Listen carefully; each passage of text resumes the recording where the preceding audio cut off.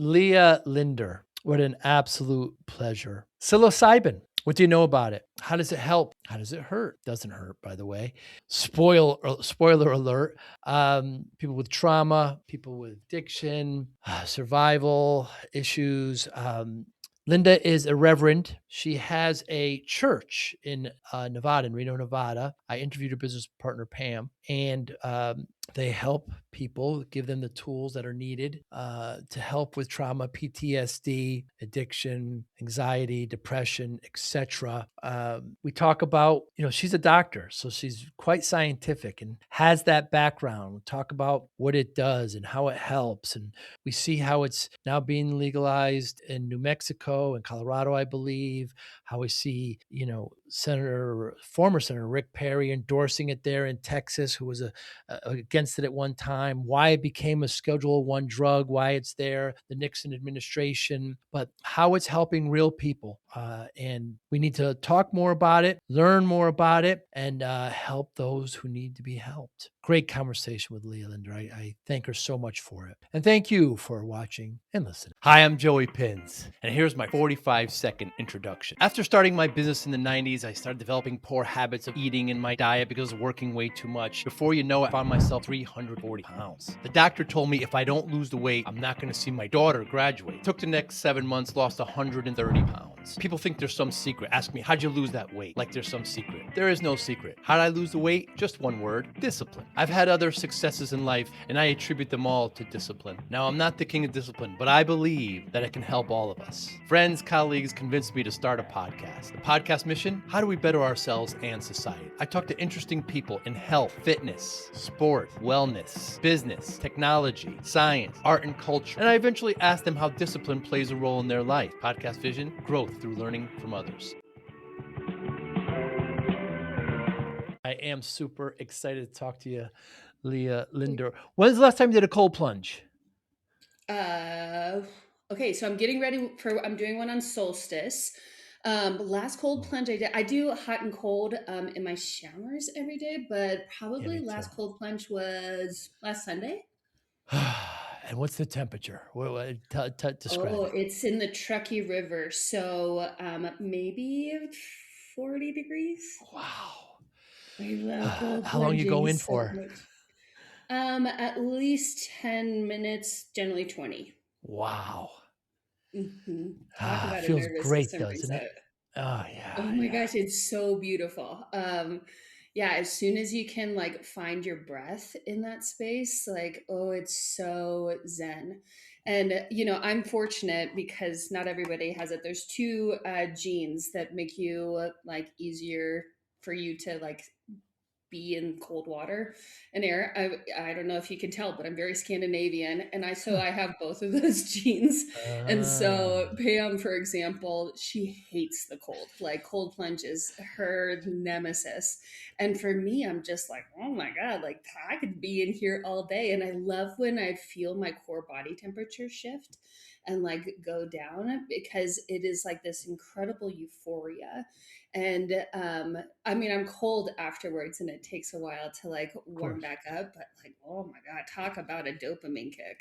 In this fast-paced MSP landscape, how do you stay ahead? Introducing MSPinfluencer.com, your ultimate hub for MSP news, insights, and community connection, powered by Forza Dash. More than 75,000 MSPs subscribe to our MSP Influencer Pulse weekly newsletter, staying informed and ahead of industry trends. Tune in to emerging podcasts from Joey Pinz and leading MSP voices, offering essential tips, powerful insights, and success stories. Explore our multi-authored blogs, crafted specifically for MSP leaders, delivering fresh perspectives and actionable strategies. Celebrate excellence with the industry-leading Forza-MSP Influencer Awards, recognizing innovation, leadership, and impact in the MSP community. Join thousands of MSP professionals who trust MSPinfluencer.com to grow their business and expand their networks. MSPinfluencer.com, where today's MSP leaders connect, collaborate, and conquer, all powered by the Forza platform, helping MSP vendors work effectively with MSPs and helping MSPs grow. Free drugs. Good for you. And where are you in your Heart Rocks collections? Oh, goodness. Okay, so I just moved, and packing them up, I had 6 boxes. Oh my And goodness. my honey was like, "Do you need all of these rocks?" And he's like, "Can we get rid of some of them?" I was like, "Which one do we get rid of? Like the heart rock that I found in Egypt, or the heart rock that I found, in New Zealand when I was jumping off this waterfall? Like, which one do you get rid of? They're all precious to me." So, Wow. And where do you keep yeah. them? Oh yeah, they're sweethearts. I just moved out of my house and sold my home. Went through a divorce. It's been a year of shedding. It's been true snake. Hmm. And so I put a bunch of heart rocks, like they were already there, and I was like, they're already there. I was like, I they're see. meant to have their home. So those were the ones that I left, but I kept my precious ones. Good for you. A friend of mine gave me, I don't know if you'll be able to see on the camera. So it's a heart rose quartz. Oh, I So love that. this really isn't, but this isn't a rock. This is a quartz. What's the difference? Oh, quartz is a rock.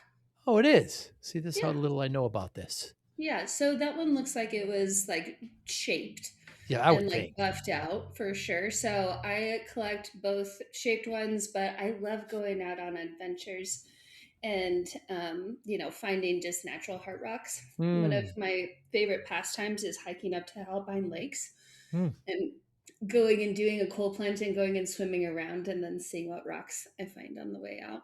So, Wow. mhm. And do the rocks find you or you find the rocks, Leah? Sure. I think that I have been told many times that all my I see now is like heart rock. So like when I'm Wow. hiking around, like it's just already like pre-programmed Hmm. that yeah, looking for that shape. And how is and I guess knowing you for a couple minutes now, I can see how this wouldn't be a stretch at all, but how is giggling a hobby, Leah? Well, how could it not be? It's like the most fun thing to do. And one of my favorite exercises, and I do this a lot in our integration groups, is called the giggle exercise. And it's basically where you start the like process, and then it's like really uncomfortable at first, where you just start like, and then you like get into this fulminant like experience of Huh. laughing, and I can't help myself. Like it's one of my favorite things to do because it's again free drugs, right? Like it gets such a beautiful like serotonin and dopamine kick with it Mm. too. And I don't know about you, but like my one of my favorite things to do is laugh with my friends. And like when my face is sore the next day, I knew that it was like a really good interaction. So yeah, I think that there's so much that we have on this planet that can make us feel depressed and Mm. overwhelmed and anxious and yeah, just like melancholy, if you will. And so having that as that's one of the tools in my toolbox as far as my spiritual practice, that I can always go back to my laughter, that there's always something to giggle about, even if it's nothing. uh, yeah, it helps shape my perception of like there's always something that you can have joy around, Mm. and that's I one of just my favorite feelings, is to laugh. Yeah. is to laugh. It's Yeah, find organic. find the joy in the moment. Realize that Yeah. we have the ability to do that, right? Like Mm. that's the other thing. I mean, I love trees and rocks and water and all of those things, but to be able to emote human expression in that way, like I also like, crying is cathartic and anger is can be productive, and joy is my favorite emotion. Mm. Mm. Mhm. Not I that I just don't find value in the other ones, but joy is my favorite I emotion. could see that. Yeah. Mhm. Just spoke to someone who practices laughing yoga. Are you familiar? Mhm. I wasn't. It was fascinating. Yeah. And what did you learn from that? What did you learn about joy yoga? I don't know. I just like to laugh, but I didn't think that you can. My first interpretation was it's going to be manufactured, it's forced, but it's not. It's quite organic when she practices it. It's. Mhm. Have you participated in a session? We actually did a little session during the conversation. I honestly haven't, no. But Hmm. I have done yoga and giggling too, so something that I would love to. Who was it?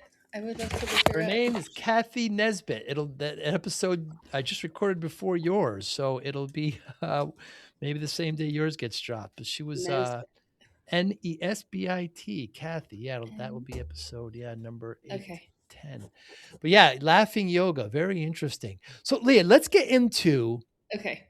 how science meets spirituality in your world and what you do. Okay. Are we recording? Oh, we've been recording for a while. Yeah, Oh, yeah. we have. Okay, great. Yes, Do you yes, want yes. to ask me that question again so that you can? Sure. Where does science and spirituality meet in your practice and what you do and how you help people? Oh goodness. Well, growing up like an innate nerd, I always Really? like to know. Oh yeah, I love the science behind the mechanisms of action. I'm a trained biochemist and cellular and molecular biologist Hmm. in my undergrad training, and I've always been curious about the like, why does this work, right? And the more that I learn about the body, the more that I am blown away by the fact that it actually functions, right? That we can sit here and have a conversation and a dialogue back and forth and interpret that information and make sounds and noises that we both understand. Hmm. That is fascinating to me. But I think that innately we are brought into human form from a spiritual existence. So I have a very deep belief that we are spiritual beings living a human experience and not vice versa. And so I don't think that they can be separate. I think that there Hmm. is this wonderful fascination of what it is to be human, right? Like we could come in as like a toad or a rock or a drop of water, but all of that has an essence around it that is, yeah, that is Hmm. spirituality. But then we get the science of what it is like to be in this human form. And so when it comes to working in the psychedelic space, um, my biggest fascination is that it is that intersection that I can talk about the mechanisms of action that science has determined of like, hey, we're stimulating the serotonin receptor and boosting brain-derived neurotrophic factor and reducing neuroinflammation and building new neural pathways, but that in itself is an expression of how the spirit is not only experiencing that physical change in the human body, but how it then again connects to the great beyond and realizing that we are Hmm. so much more of a collective. One of my favorite quotes that I received last weekend when I was doing this integration session, this beautiful man, he said that so often as humans, we feel that we are on Earth 8 billion individual souls living on one planet. Hmm. But in reality, we are 8 billion planets living within one soul. Hmm. And I love that idea because we are all energy, right? Like when it comes down to the molecules, it's just energy.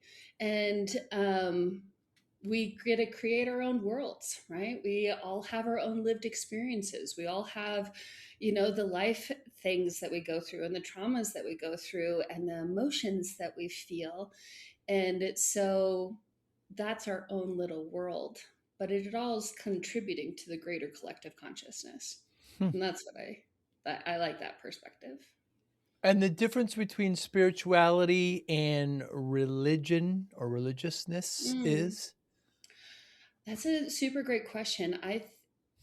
And pardon me, no offense against religion. I am a recovering Christian. Hmm.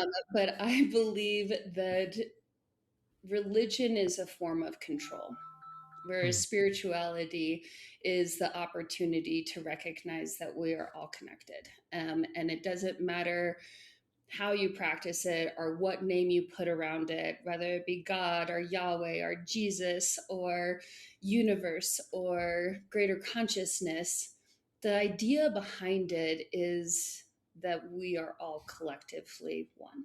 And so that's what I think that spirituality is, in the sense that it doesn't matter how you practice it. Like there's no rules around it. It's about having greater communion, whether Mm. that be through your yoga practice or your meditation or going to church. I mean, there's nothing wrong with that. It provides a framework, but I believe that religion in itself has more rules around it and more exclusion and more if you're not thinking the way that I think, then you're wrong.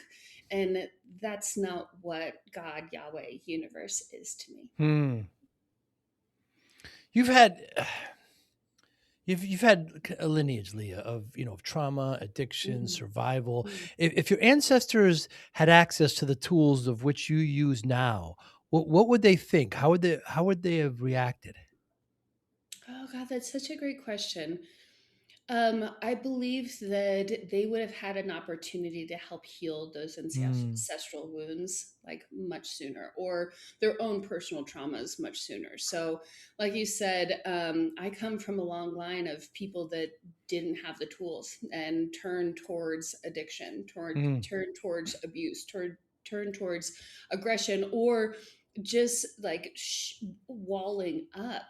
And I think that with the tools of being able to utilize psychedelics, specifically psilocybin is my flavor of choice, yeah. is that it helps you rewrite those patterns, right? So, for example, it decreases, or excuse me, it increases what's called brain-derived neurotrophic factor. Now, our brains are so wired for habitual thinking, right? Regardless if that is beneficial or not. Like, I mean, it is, right? We want to remember how to brush our teeth, and we want to Mm, remember where we live and how to go to the grocery store and what our partner's face looks like. Those are all very valuable things.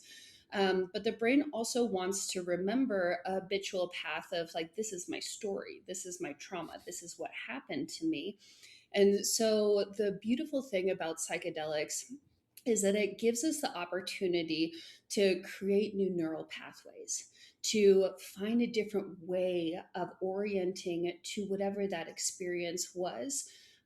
Be it trauma or addiction or depression or anxiety, right? Like our brain gets a different opportunity to be in that space. And hmm. so that is what I find really, really fascinating is that if we go back to like what our ancestors had, or my ancestors had, they had alcohol, they had nicotine, they Mm. had abuse. It is a big distinction between, yeah, and it's not the best business model if they're healing themselves, but you're teaching them, so you're actually helping them. In a lot of cases today, and certainly in the West, pharma has played such a role, and Mm, kind well, I guess the evidence is clear there. It helps with the exact symptom, but doesn't really cure the issue. yeah. But yours is quite different. Talk to me about the nervous system and microbiome and your years of studying that. It's fascinating to me.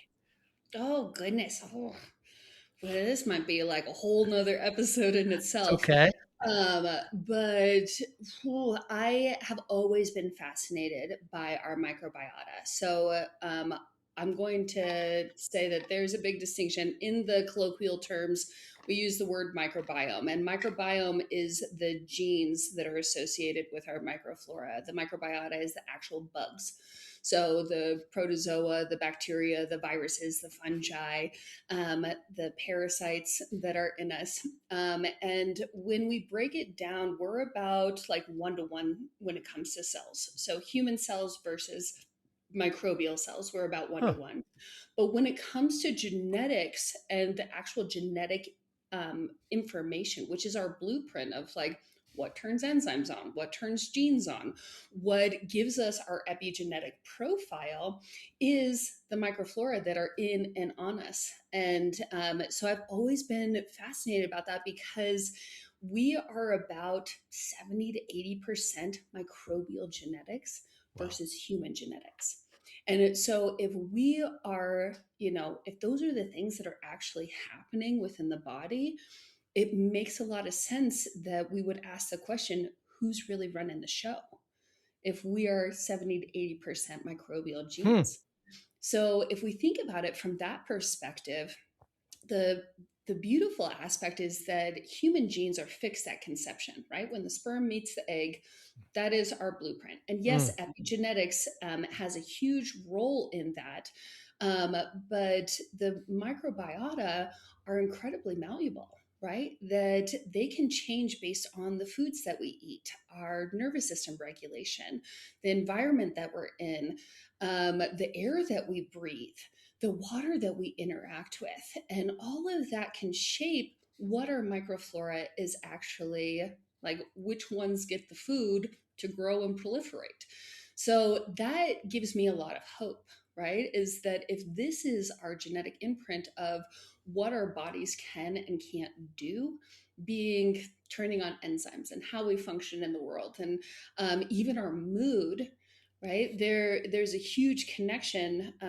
And pardon me, I'm jumping around just a little bit, but there's a So, huge connection between our GI microflora and our brain called the gut brain axis. There's a hmm. bidirectional communication system that communicates through the vagus nerve and neurotransmitters and different metabolites that are put in there, and our immune system. And so if we know that, neurocognitive changes, whether that be neurocognitive decline or depression or anxiety, all of those things are associated with neuroinflammation.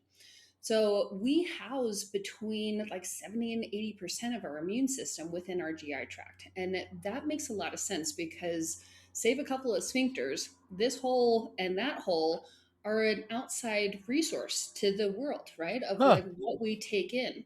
And so we want to make sure that our immune system is paying attention to the things that come in.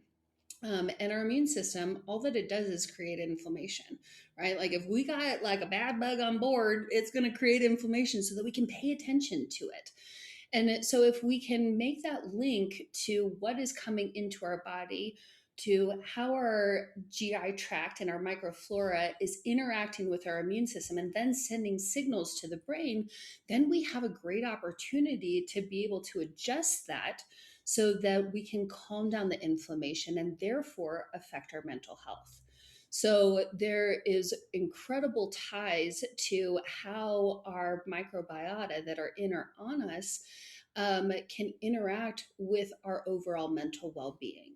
And that can also lead to the positive aspect of that, of like healing the trauma, healing the depression, healing the anxiety, healing the PTSD, healing the cognitive decline.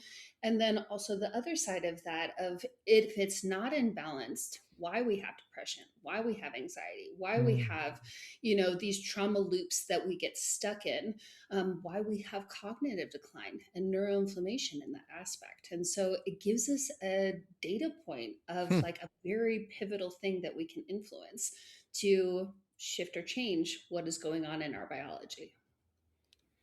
Fascinating. Yeah, your perspective on that is I was going to say clinical, but it's biological, isn't it? So the traditional ways of approaching depression, anxiety, PTSD, addiction, those are really all the way we've done it is really wrong and it's broken. And you're charging away in order to attack these things much better where you're showing people how to help themselves. Let's talk about it. So I think an easy phrase to wrap that up is that conventional ways of treating mental health concerns is symptom management. Ah.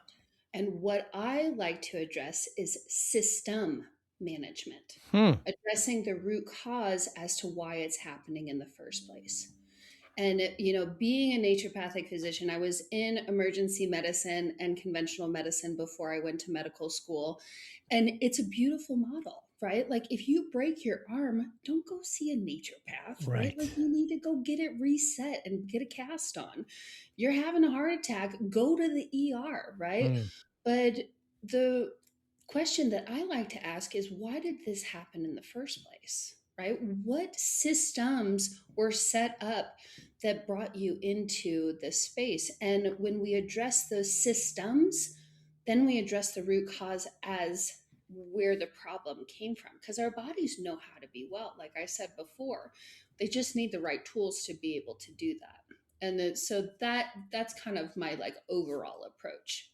Mm. And the reason why I like actually got, you know, ushered into psychedelic medicine as well, because I had all these patients that were coming to me that read this, article or watch this documentary, listen to this podcast.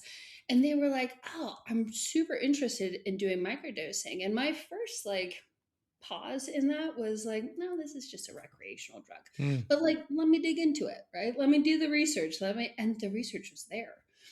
And I was fascinated by the mechanisms of action of how this actually worked. And I was like, whoa, this is like super profound. And I can dive into that a little bit more of like the main mechanisms of action.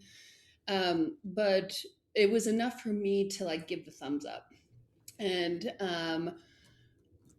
what I witnessed with my patients that were microdosing, they had all the naturopathic foundations on board. We were addressing diet and lifestyle and emotional connections and sleep and their interpersonal relationships and calming their nervous system. And this was the most profound catalyst of change that I witnessed for people. And part of my practice is that I get to see a lot of other healthcare practitioners and first responders, and people that are on the front lines of healthcare. And the unfortunate part is that we are in that system because we want to help people, but there's not a lot of systems to support ourselves in that space. Mm. And so a lot of my patients are ones that turn towards the things that are readily available, right? The alcohol, the Mm. nicotine, the blocking it out and putting it aside and not dealing with the trauma of like what happened today. And I think that that is a very big distinction. It doesn't make it any more prominent, right? But like various individuals will go through traumatic experiences. I had a family die. I had a traumatic car accident. I had this health crisis that happened. And those are all very valid, but and with frontline healthcare workers, those traumas happen every day, right? That they have to witness and show up for people. And so often they disassociate from the fact that that was a very traumatic experience for them, that they had to do CPR on 3 different individuals today, that they had to cut somebody's spine open and fuse, their vertebrae. Like that can be a very Wow. traumatic experience. And so there is like the witnessing of like, oh, I had this like big event and this happened. But when it happens every single day, it becomes numb in the body to the point like you have to dissociate. What I've heard them say so many times, and I've been there, you have to dissociate from like what your day was and then go home to your loved ones or your kids, or do the things and pretend like that was just not something that happened. And so what I've witnessed so often is that, especially in these frontline healthcare workers, is that they just like shove it down to Wow. the point that, and then start to self-soothe with other substances. But Mm. this utilizing psilocybin specifically in microdosing was that huge catalyst of change that they said like, oh, I don't need to go to that bottle of wine at the end of the day. Hmm. Oh, I have better relationships with the people that I'm interacting, and I'm not just like shunting them off because it's like one more stimulus that I can't handle. And now I'm able to address actually like what is going on during the day and be able to be more present. And that was like the whole fulmination of like, we gotta put this in the water. Like, raise your hand if you've never experienced trauma before. Mm. Right? Like everybody can, right? Or everybody can't not raise their hand. Right. Is that like being human is really hard regardless of our circumstances. And so by offering the ability of like addressing the root cause as to like what and how we deal with those traumas, that's what really makes it profound medicine in my mind. Not only is it able to help us address that by our own inner intelligence, but the more you use it, the less you need to achieve the same benefits, which is controversial to conventional medicine, where the Mm. more you use it, the more you need because your body builds tolerance. Right. So what is Leah, what is psilocybin doing to our brain or in the nervous system? What's it doing when we're introducing So it? many fun things. I can't help but be excited about it. There's so many mechanisms of action, but I'll talk about kind of like the highlights of it. The first thing that it's doing is decreasing neuroinflammation. So, like I said earlier, neuroinflammation is tied to all of the different mental health concerns that we have, from depression and anxiety, PTSD, cognitive decline. So, it actually calms down our glial system, which is basically our immune system of our brain. So, it calms that down. The second thing that it's able to do is stimulate what's called brain derived neurotrophic factor. Now, brain derived neurotrophic factor is an innate substance that is secreted in the brain. It has a very fulminant secretion as we are growing in our early development. So, from the time that we are conceived, probably even before, but we don't do studies on babies in the womb, Mm, all the way through to about 27 years, 19 to 27 years. That's like when our prefrontal cortex is growing. That's when we're learning language. That's when we're developing new skills. And so we go through this period of like a huge expansiveness of brain derived neurotrophic factor. And then we go through this process of what's called synaptic pruning. So we basically grow this big, beautiful brain and then trim down the things so that we have more efficient pathways within our brain. Because again, our brain really loves consistency, it really loves habituation, it really loves to know, how do I brush my teeth? mm, So those things happen, but then we can also get stuck in the patterns of like, this trauma happened to me. And most people experience some form of trauma within their first 20 years of life. So then we orient to it, right? Like, this is the way that I'm going to go. This is what I know of this pattern.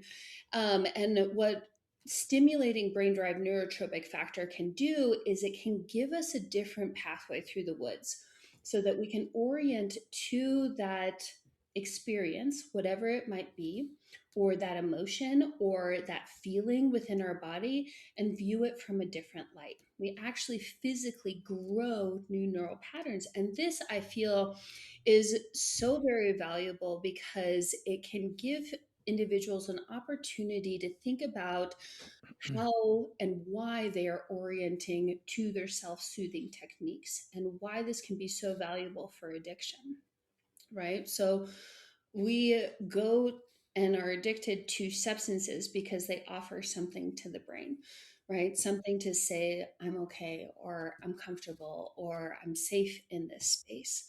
And so, if we can view it from a different perspective, we understand actually what our brains are craving and then can reorient by giving it a new source. And maybe that's breath work, maybe mm, that's EMF tapping. Maybe that's cold water plunging. Maybe that's going and doing giggling exercises or mm. collecting heart rocks or cooking or creating crafts or like some sort of art in their life. Like, maybe you can witness that that's going to give you that same beautiful hormonal kick. The other thing that it's going to do is it is going to manipulate different neurotransmitters in the body. So, psilocybin specifically is going to bind to the 5-HT2A serotonin receptors. Now, you're not going to get quizzed on this afterwards. Good. There's also the 5-HT receptors, but those are located all over the body. And the serotonin receptors are about our like feeling at peace, feeling like we are protected, feeling like we are calm and in a safe space. And there are different pharmaceuticals that are targeted, like selective serotonin reuptake inhibitors, like Prozac. Those those medications basically block the reuptake of serotonin into the neurotransmitter, so that what is in that synaptic cleft, which is in between the neurotransmitters, or the nerve system. So you basically have like a receptor, or like a giver and then a receiver. And then there's receptors that basically will recycle what is left. And so those medications will block those receptors so that it continues to get recycled. Now, what's really interesting about psilocybin is it actually targets those receptors and stimulates the innate production of serotonin, not only within the brain and the central nervous system, but also within the gut, Hmm. because 80% of the body's serotonin is actually made in the gut. And you guessed it, based on the microflora that is present within the gut to stimulate those GI receptors to make serotonin. So, psilocybin is going to do two things. It's going to directly stimulate the serotonin receptor to actually make new serotonin. And then within the gut, it actually, if you are using whole plant medicine, there are prebiotic fibers, which are basically the food for the gut microflora, that are going to feed the healthy gut bugs that then want to stimulate those receptors within the GI tract. So you're innately producing more serotonin Hmm. within the body. And so, again, addressing that root cause. It's also going to hit our dopamine system, which is our pleasure and reward system. This is the system that is very much targeted by substances, so alcohol, narcotics, stimulant medication, all of the like the feel good drugs that are out there. Psilocybin is able to actually stimulate dopamine production in the body, which makes me think that this is the reason why it is, therapy and support for individuals to get off of their addictive substances. So Hmm. there's a lot of research out there that a macro dose of psilocybin is able to actually get people out of their addictive personalities, because they get such a huge dopamine kick that then they found a different way that they don't need that substance anymore. Wow. It also stimulates glutamate. Glutamate is the neurotransmitter that is all about like production and getting things done, and moving our muscles. And so even those that are not in that neurodepressive state or dealing with addiction, it can help create like more creative states, right? Like see a problem a different way with that new brain-derived neurotrophic factor moving around and some more glutamate. It's like, oh, let me look at this problem a little bit differently and find this solution a little bit differently. So, okay, so we talked about neuroplasticity. Oh no, that was the last one we want to talk about. So, forming new neural connections, that neuroplasticity, decreasing neuroinflammation, neurotransmitter modulation, and then the other one is, oh, it's leaving my brain right now. There's like four main mechanisms of action. It's so funny to me that it is leaving my mind because I talk about this all the time. Go over them again.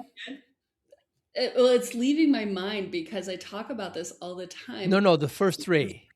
Oh, so decreasing neuroinflammation, stimulating new neural plasticity. Oh, that's what it was. Oh, so stimulating new neural growth, and then also then the other one was modulating neurotransmitters, and then the third one is what's called neuroplasticity. So neuroplasticity is rewiring the brain for healing. So it means that the brain has the ability to form new neural connections and reorganize itself. So psilocybin studies have shown that it promotes the growth of new dendritic spines. Hmm. So we think of our brain, again, we go through this huge neural growth in our younger years. And then we go through that synaptic pruning. And then basically, based on like modern neuroscience, is that you're kind of stuck with what you got. So whatever patterns were created, that's what you have on board. But psilocybin is able to actually create new dendritic spines, which are these new neural growth pathways, and enhance synaptic connectivity. So, especially in the areas related to mood regulation and cognition, like the prefrontal cortex, which is also about our self referential thinking. So, we are able to work through our traumas and our depression and our rigid thought patterns that we think of as locked in the brain. And it offers basically a reset.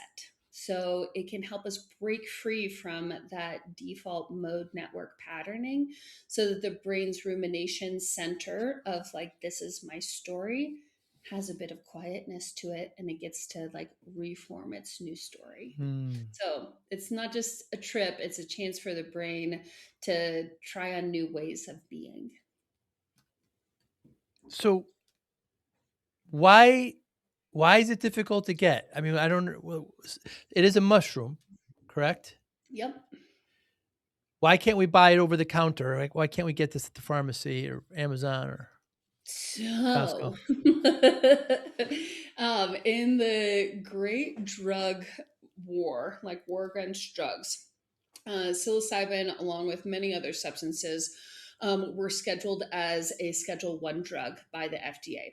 And Schedule One drugs mean that they have no physiologic benefit and a huge propensity for addiction.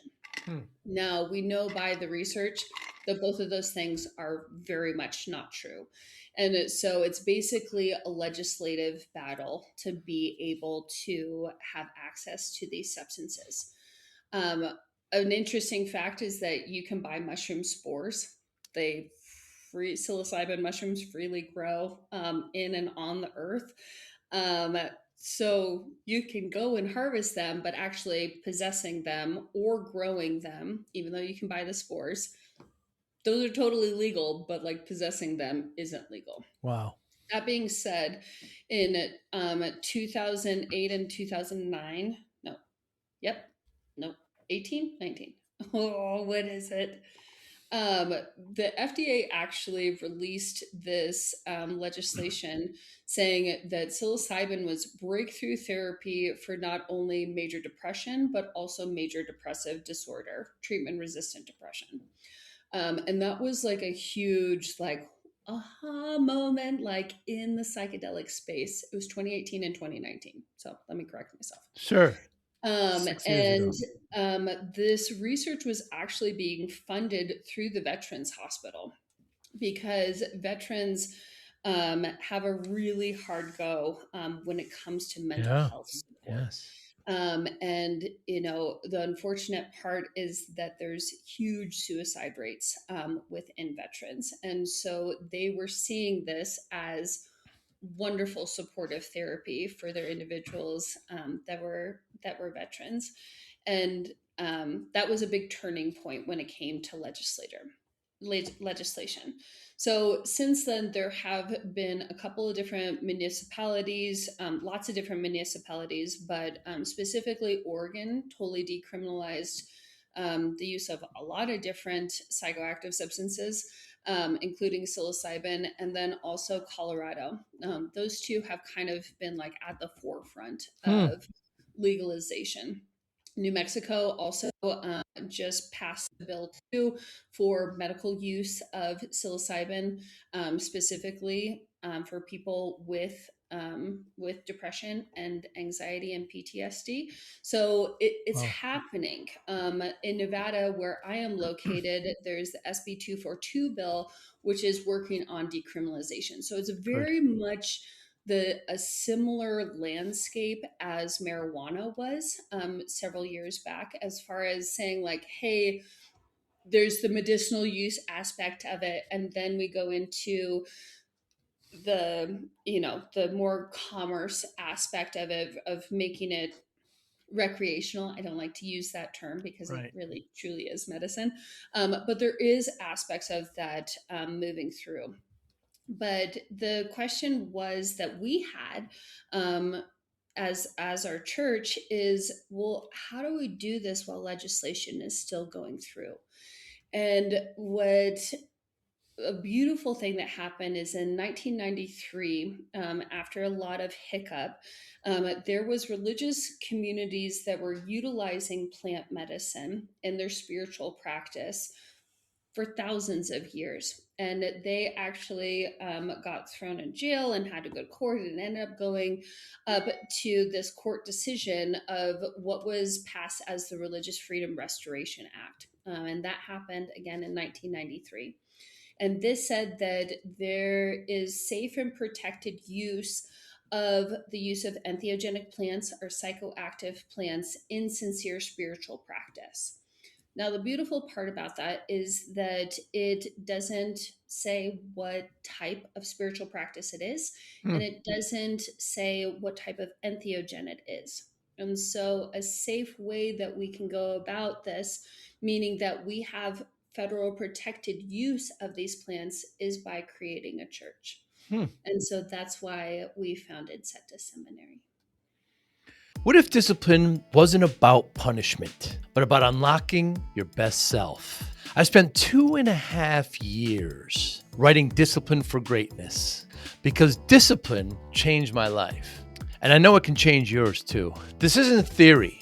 Inside, you'll find real, practical steps you can use immediately to focus better, build stronger habits, reduce stress, accomplish your goals, and bring more balance to your life. Whether you're trying to get healthier, improve your career, or simply feel more control, this book gives you the framework. Start today. Grab your copy of Discipline for Greatness at joeypinz.com/book. Thank you.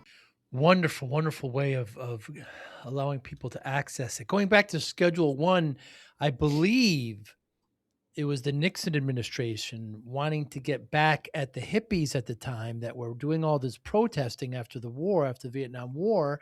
And they said, let's do whatever we can to stop them. So they just slid all of these, harmless, or I don't want to say harmless, but, not the heroines, not the super addictive drugs into this Schedule 1. And terrible, terrible source of this. And we haven't been able to make a change since the early 70s. We see Rick Perry, the former governor of Texas, Mhm. advocating for this now, a staunch opponent for it, now going on podcasts, now going in front of legislation in Texas, advocating for psilocybin. It's heading in the right direction, Leah. Yep. Yep, absolutely. Well, and I think that brings a cool philosophical question that I would love to talk to you about is why did all of that happen? Hmm. Right? Because it was at the same time that the very proponents of and supporters of radical change, right? Martin Luther King Jr. and Hmm. JFK. I mean, there was so many to mention that, they were taken off of, out of their body form. And that was in that same movement of, free love and, access to psychedelics and, all of this radical change motion was in place. And then there was we can't do this, bah, bah, bah, bah, bah. And I think that goes, if I'm going to answer this without you asking me, because I want to talk to you about it too. Please. But you asked about the difference between religion and spirituality. Yeah. And I think that that's the difference is that lack of control. And so the Hmm. government came in and said, we need to slow down or stop these people becoming altruistic and becoming awakened Whoa. into the witness of our power and our capability and our to recreate what our prophecy is. What do you think about that? I'm reminded of a story in ancient Rome where where some of the Senate and the very rich people said, "Hey, we can't tell the slaves from the non-slaves in the crowds. Let's have the slaves start wearing a certain color so we Mm. can tell." Then they started doing studies about it and they said, "We can't do that because then they'll realize that there's so many of them that they'll be able to overtake us if they wanted to, if they got together." I think there's something there. right? Because when you realize that, and I have you, do you mind if I ask, have you ever gone on a psychedelic journey? I've gone on one and I enjoyed it. Yeah. Just yeah, I just mushrooms. Yeah, I did it once, my birthday. I loved it. And did you witness the beautiful aspect of being connected to the greater? The first thing I said, Leah, was we were on the beach, and I said, "Have the clouds always been that color?" And I remember being able to hear all the conversations in the cabana, not eavesdropping, just lovingly, just kind of feeling the energy. Mhm. And it was just, it lasted a few hours and it was wonderful. And then I tried it again months later and it never felt the same. It didn't feel the same as the first time. So I never Mhm. went back to it. But I definitely enjoyed it. And just the touch and music sounded better. And it was Mhm. wonderful. Yeah, so I thank you for sharing that. And I think that that is part of like the potency and power of psychedelics is Hmm. that we get that experience of like, oh, everything is so much richer and so much more beautiful and so much more enjoyable. And, we're taught in our culture, especially in Western culture, that it has to be hard, that we have to work, like 400 million hours a week to keep up with the Joneses.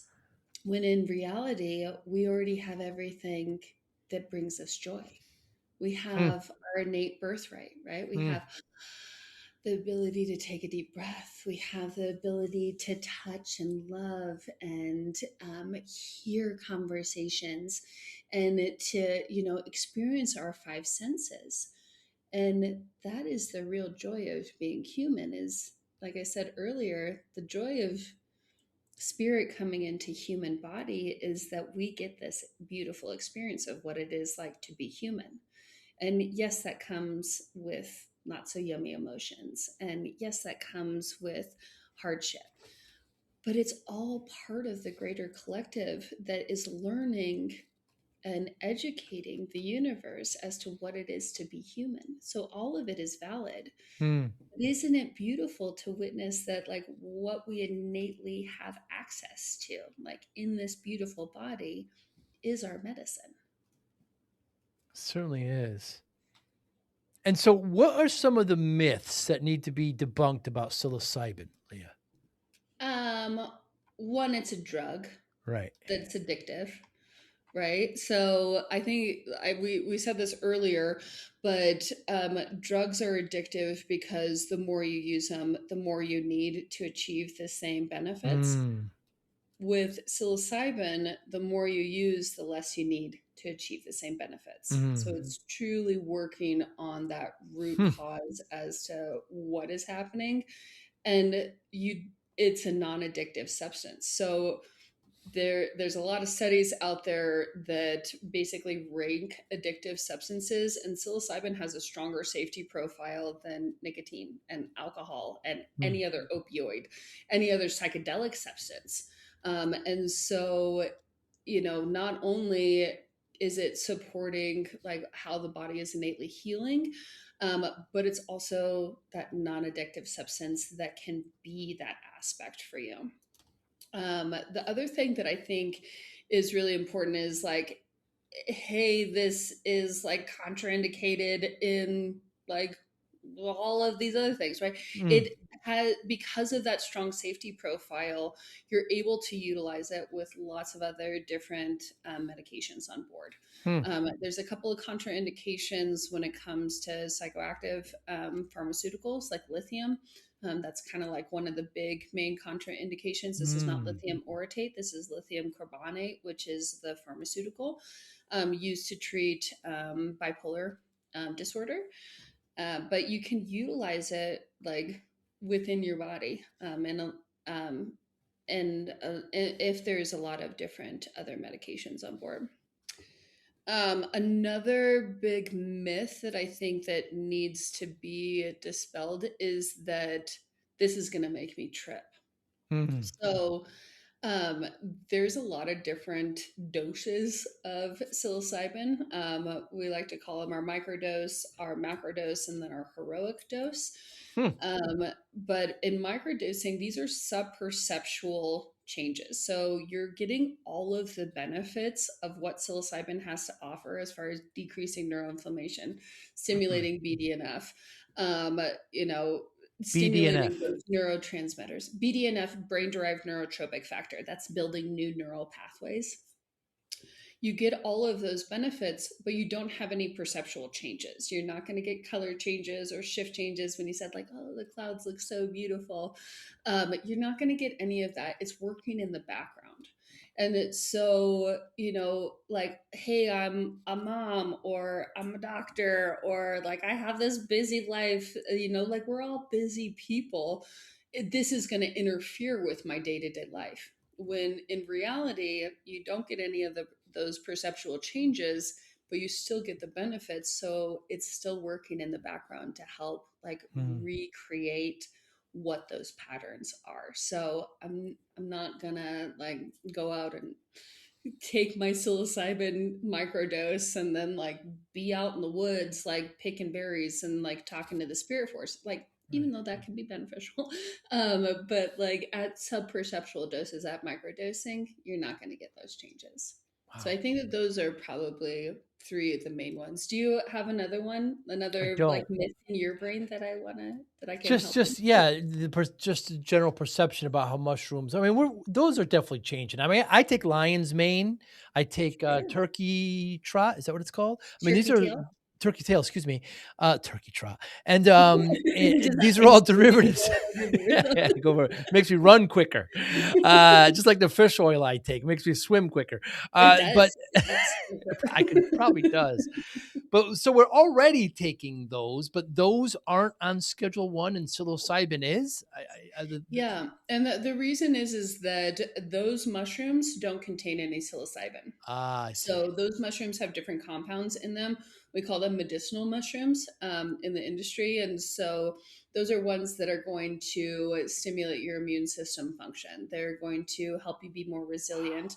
They're also going to, especially in whole mushroom form, which is likely what you're taking, is going to feed those healthy gut Hmm. microflora, so Hmm. that through the use of beta glucans and different alkaloids and different terpenes, basically stimulate their growth so that you get more beneficial bacteria within your body, and viruses and fungi and whatnot. I mean, So the both of other fun thing is that like fungi are like mycelium. So fungi are the fruiting body of the mushroom. So it's like what we come out and see. But mycelia is the largest organism on the planet. hmm, And there was this really cool study that just got produced. I think it was like last week or like week before last, that mapped the mycelial network across the whole planet. amazing.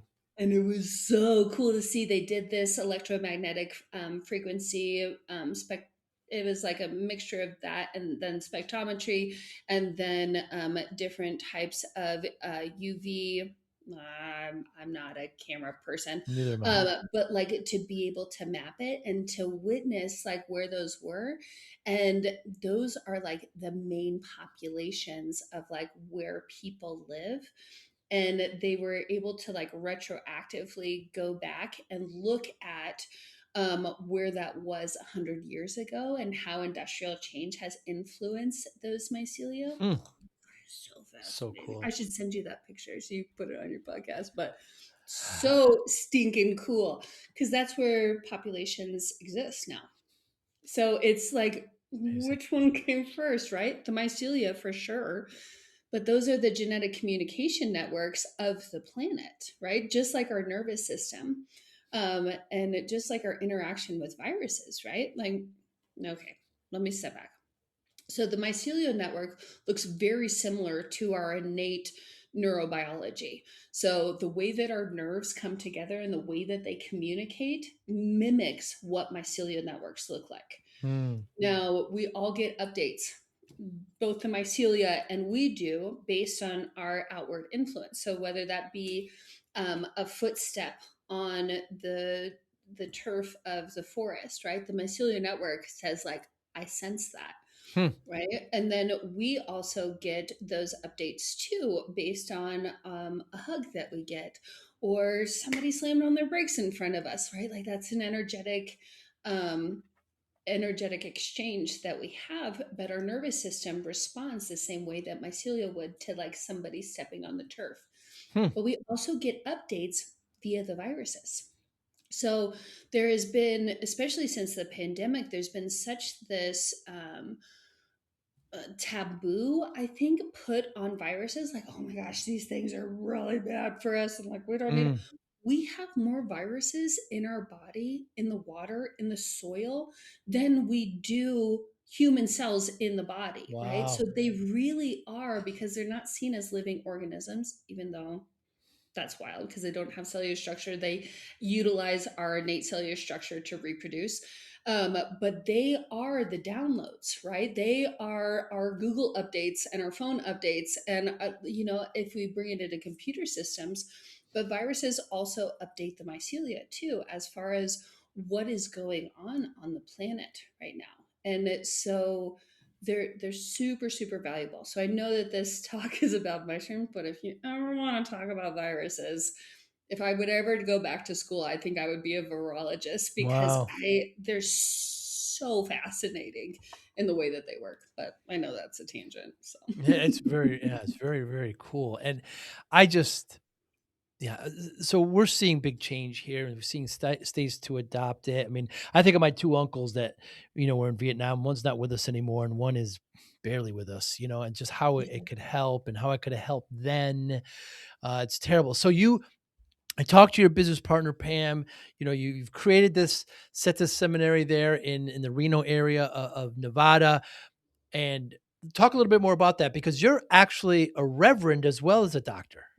Yeah, absolutely. So I got reverend status through the Universal Unitarian Church, and anybody can do it.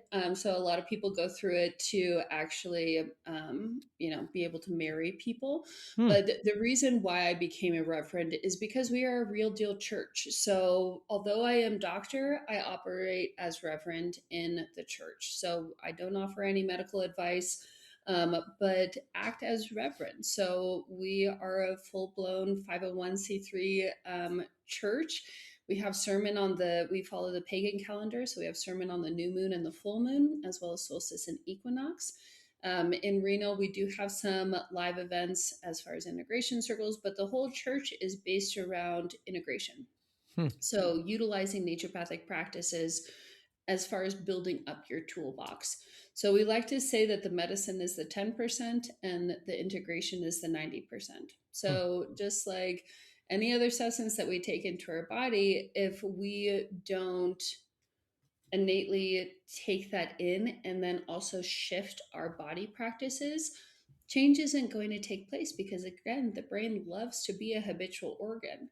And so the whole church is around these spiritual integration practices, which is about addressing food and nutrition that we bring into our bodies, how we hydrate and what water looks like in our bodies, talking about sleep practices, talking about breath work, talking about how we connect with community, because we heal in community. And there's so many other things. So every month we have a different theme. And we do what's called sermon and science on the new moon, which is all about building this knowledge, building this environment that you understand the why behind the what. Hmm. And then on the full moon, we do the what. So we do the cold plunge, we do the breath work, we do the community building that happens with it. We cook food together Hmm. so that you get to understand the knowledge behind it on the new moon, and then you get to experience it on the full moon. And the idea is that we bring to you this incredible bag of tools, and then you get to build your own tool bag, because what works for me might not work for you. What works Hmm. for you might not work for me. And so we come together in community to heal, but also provide you with these tools so that you can take your medicine practice and turn it into a full body of practice of how we actually heal ourselves.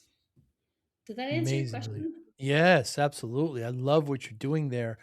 And the whole idea of you showing how people how to heal themselves is wonderful. Is there something that you believed in strongly 10, 15 years ago, believed firmly in that you don't believe now?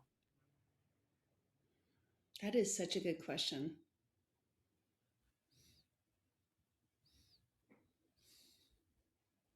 Oh, okay. One thing that's coming through really strong just now is that cancer is a diagnosis that one and two of us just have to accept. Hmm. You believed that then and don't anymore? Correct. And what do you believe now?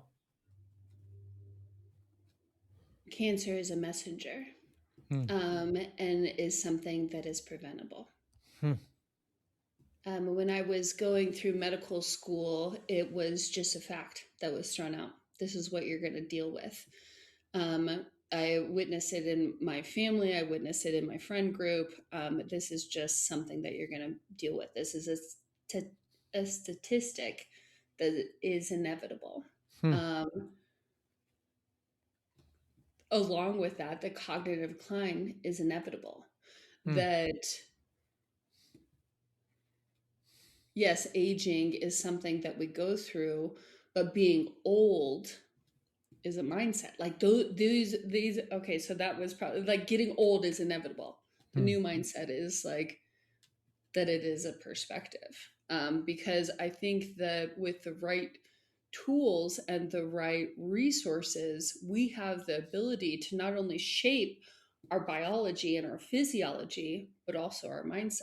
Hmm. That I was a very, well, as we all are, right? Like I was a believer that like we innately go through decline.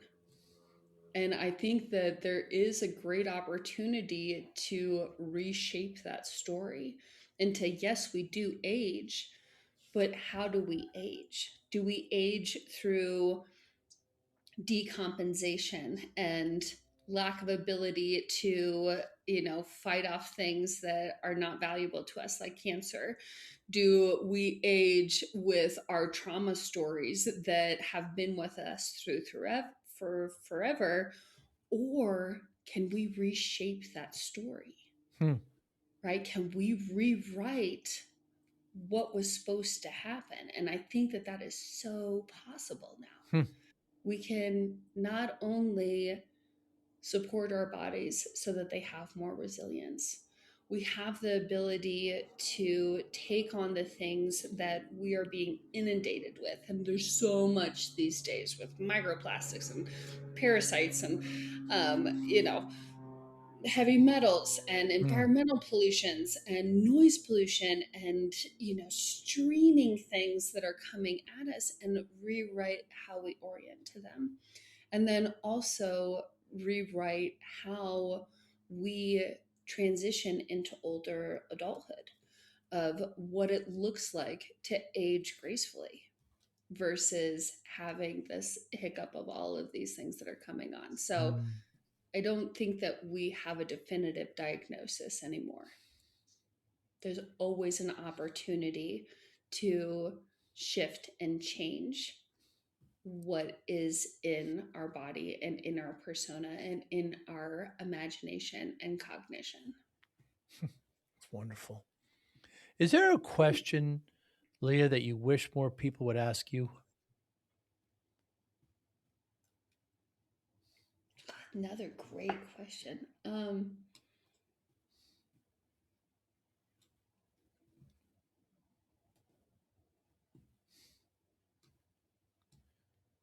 I, can I rephrase that Of course. and say I wish that there was a question more people ask themselves. Hmm. Which is? And the question that I wish that they would ask themselves is, what is my body needing in this moment? Hmm. Hmm. Because I think that when we have the opportunity to pause and witness our emotions, then we have the opportunity to support ourselves in that space. Hmm.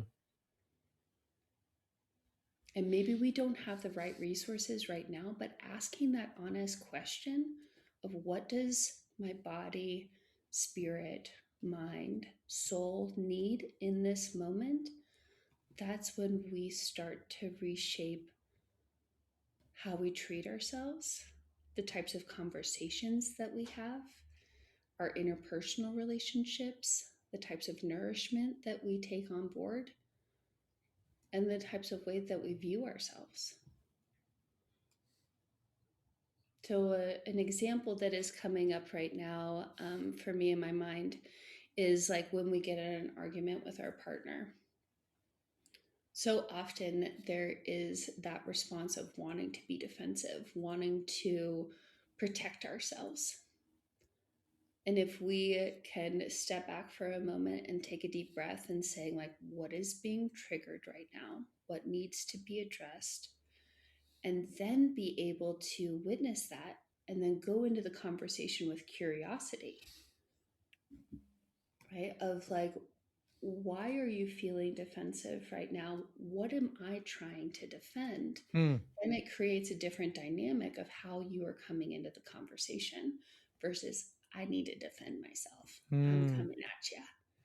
And so I think taking that pause of asking body, what is the hiccup right now? Am I feeling abandoned? Am I feeling fear? Am I feeling hungry? Am I feeling lack of respect? Then we can then approach the conversation from that perspective. So I would bring it back to the individual. And that requires one to listen, right? I mean, Sure. we listen to your body, listen. I've always said it doesn't matter what was said, is what matters what you heard. So when it comes, if you're asking yourself, what do I need now? You have to sit there and listen to your body. Well, and that's the beautiful aspect is that every symptom in our body is a communication network of Hmm. what it needs to be paid attention to or what needs to be paid attention to. So, whether that be fever or high blood pressure or heart palpitations or my skin is itchy, right? Like those are all communication networks that your body is saying, hey, this spot needs some more attention. Hmm. So, taking that time to step back and listen, to witness it versus saying, oh, this is something that's happening to me versus this is something that I can influence. Hmm. Big difference. Big difference. Because there's love that comes with that too. Hmm. I hear you, body, right? I love you in this space. Thank you for telling me what is going on with you. Thank you for giving me the opportunity to have a conversation with it. It comes from gratitude, not Yeah. like, oh gosh, one more thing I got to deal with. And that can go from emotions to body symptoms to life changes that happen too. Hmm.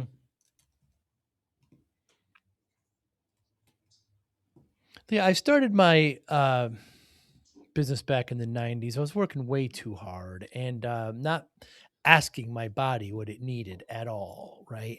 In Mm. fact, ignoring it, putting it in the back seat, not exercising, developing poor dietary habits and drinking Mhm. soda. And I knew I was getting big. And I'm in front of the doctor. She tells me I'm at 340 pounds. So I'd gained all this terrible weight. It was a 46-inch waist. I'm now a 32. And, so she says to me, if you don't lose this weight, you're not going to see your daughter graduate. My daughter was just born. So it scared the life out of me. So I spent the next, driving home angry. I can abuse myself all I want, Leah, but I've got a family now. It's much bigger than me. And so I spent the next 6, 7 months, lost about 130 pounds, kept it off, can't look at it as a finishing line. These are lifelong changes. And when I tell Mhm. people this, what's your secret? What you do? And there's no secretly. I just say discipline, right? Willpower, focus, motivation. Mm. How does discipline play a role in your life, Leah Linder? Mm. That's such a beautiful story. Thank you kindly Mm. for sharing that. And it is beautiful to witness where you are now versus where you were. Um, I think any any trick that is out there, and I don't mean to say that as tricks, that's not the right word. Any outward external validation of like what you're doing, I don't think that that's the root of it. So your mudras and your chants and your meditation and your yoga and your nutrition and all of all of the things that you can manipulate, I think what it comes down to is nervous system regulation. Hmm. And I think that that is my discipline Hmm. at its root, is witnessing what is going on and then regulating from that point. Because, like you said, it's not something that you did or didn't do, it was a mindset. Hmm. It was and it was you making the decision to choose yourself. Mhm. You know, it's fascinating as I talk to you, Leah. How do you approach solving a solution? Because it seems to me, when I first learned about you and watched you on some other podcasts, I think more art than science because it's about feeling, it's about asking yourself these questions, what's happening. But you're a doctor, and your discipline is regulating your nervous system. I mean, there's so much science there. So when you have a problem, how do you solve it? Do you rely on your gut at all? Do you look at the scientific data and solve it? Are you more art than science? Oh, God, that's such a good question. I don't know how to be not both. Mm, So that is such a good question. I think that's the best question I've ever been asked on a podcast. So I just like big props to you. How do I solve a problem? I think that my first step is to go into the logic.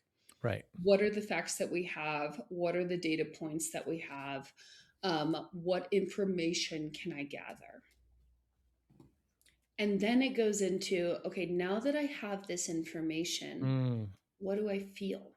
mm, What what is my body telling me of what is right? What is my body telling me what is maybe not quite there? Like I don't want to say wrong, but like maybe that's not where it's at. So when I ask a question, I love the information. And then I go into how do I interpret that information into what is, and I don't want to make it as basic as like, what is my truth? Because mm, truth can always be manipulated, right? Like we're always learning, we're always growing. I'm always learning more information. I am the last person to tell you that I have all of the answers. But how does this feel in my body? Because I think that at that point then there's a communion of mm, I'm talking to my inner wisdom, I'm talking to my innate intelligence.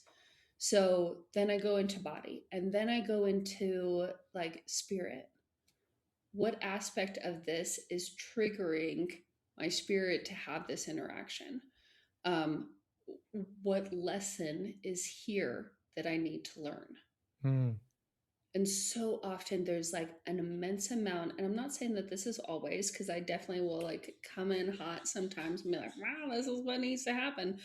But there is that innate wisdom that takes place that says, like, this is also outside of me. This is coming into my perception right now because there's something that I can learn and grow from. mm. So I think that it's those three. It starts in mind, then goes to body, then goes to spirit.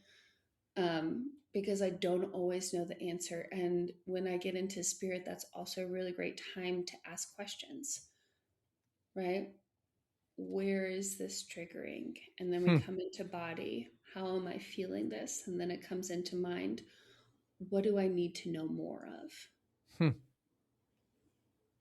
How about for you? How do you Okay, so answer? I'll use something trivial, right? Okay. So I like to play golf. So the ball's lying, it's 150 yards away. There's an easy lie, there's a gentle breeze, going to my left.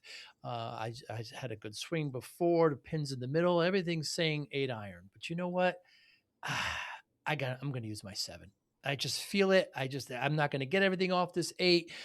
All the logic, all the science is pointing there, but I just feel a 7. So I get that data, and then I ask my gut at the end.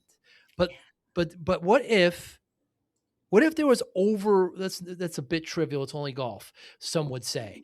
Um, what if it's something more important? What if it's a decision about hiring an employee or making a business decision and the logic's there, but the gut is still forcing you away? And how many times have we done something against our gut and have been wrong? And how many the opposite? We've done it and it was right. So it is a little bit of a battle, but that's just all part of decision making. So do you have a last judge and rely on that, or do you let others overtake? Well, I mean, I think the simple answer that doctors always love to give is it depends. Mm, I think it depends on the situation. I think right. that if it is more, well, how do you define that? Yeah, it depends. I mean, I think that there's definitely times when I have that innate, like, okay, prefrontal cortex is on board, cerebral Boom. on board, I'm making this decision. That's it. I have to That's make it. decisions. But when there's more flexibility in that situation, I think that I rely more on what my body feels and what my spirit is saying, because Hmm.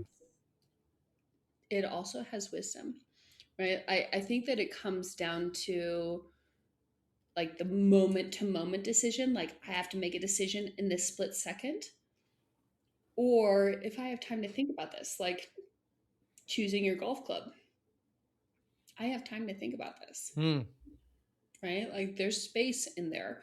So let me take in more data points, more of that perspective of what other information can I gather? And that I think has a lot of value. So I don't think that it's one versus the other by any means. Um, but I think that there's a reason why they call it like trust your gut. Mm. Because if we go back to that beautiful gut microbiota, they're going to have a response to that emotional situation. They're going to be your teammates to help you make that decision. Mm. And it so and then we go into spirit too, right? Like spirit is going to give you an opportunity to say like, yes, you can do this one thing or you can do this other thing. So what would it look like if you took all of that data, take a breath, right? Took your 3 deep breaths and then made a decision from that point. Mm. Want to show your love for discipline, inspiration, and the Joey Pinz podcast? Now's your chance. Introducing the brand new Joey Pinz merch store, where style meets discipline. Choose from premium apparel, cozy hoodies, stylish hats, durable bags, and your new favorite coffee mug, all featuring the iconic Joey Pinz logo. Perfect for podcast fans, discipline enthusiasts, or as unique gifts for friends and family. Every purchase supports the Joey Pinz Discipline Conversations podcast, helping us continue to inspire greatness and promote positive change. Visit joeypins.com/store today and wear your discipline proudly. Joey Pinz merch. Wear it, share it, and live it. Leah, is there something in the last 30 days you changed your mind on, last month or so? Ooh, social media. Hmm. To which way? I think that I'm really done with it. Yeah. I have to participate in it in some aspects through work and whatnot. but and I also find myself going towards it for my dopamine kick. Like when I like have a little bit of lag time, like let me scroll through. And I think that that is something that I truly find an immediate benefit from, but a long term lack of benefit. And it Mm, takes my time and it takes my presence away and it lets me disassociate. And I want to be more present. I don't want to check out as much. And it's something that I know that our culture is so geared towards. yeah. And I get like updates from friends and like it's beautiful to have that connection of like, oh, what is this person doing and how are babies and I'm getting ready to buy a new car. Let me check Facebook Marketplace or something like that. Like there's benefit to it, but I find myself utilizing it as a resource for checking out. And Hmm. I think that that's going to be my New Year's resolution this Good for year. you. Good for Yeah. you. Yeah. Well, I absolutely love what you and Pam are doing there. I would love to bring the podcast there. I know I talked to Pam about it to the seminary. So anybody, I thank you so much for your time today. Absolute delight. Thank you. How can anybody watching, listening, get in touch with you? Yeah, thanks so much. So you can go to our website at setasseminary.org, SETAS seminary.org. All of our events are located on there. We are switching over our platform next year to be almost 95% virtual, Wow. so that anybody can log in and go to those sermons that we have, as well as the new moon and the solstice. You can also find us at setas.seminary, which is our IG profile, our Instagram profile, as well as Facebook. And then you can also just reach out to us. So we're here, we're real people, and we answer the calls. So if you go to our contacts page, either Pam and I will get connected with you. So if you have more questions, super happy to answer it. What does microdosing look like? What does Hmm. bigger ceremony look like? How do I get involved with the church? Whatever that might be. We're super happy to be supportive of that. Leah Linder, thank you so much for your time. Absolute delight. I look forward to sitting down and having a cup of tea with you and Pam. I cannot wait. I can't wait. You got to come out to Reno. We got to come find you. Where are you located again? I'm in Tampa right now. Yeah. Okay. I've got good friends in Reno, so I got plenty of reasons to go there. Oh, come on out and let's have a cup of tea. Thank you so much, Leah. Be Thank well. you so much for having me. Thank you kindly. Thank you for listening and or viewing Joey Pin's Discipline Conversations. Please share this episode with one or two of your friends who you think may benefit from the episode. Our website, www.joeypins.com. There you'll find lots of resources and you could join our mailing list. Please follow us on all our social media, Instagram, Twitter, and Facebook.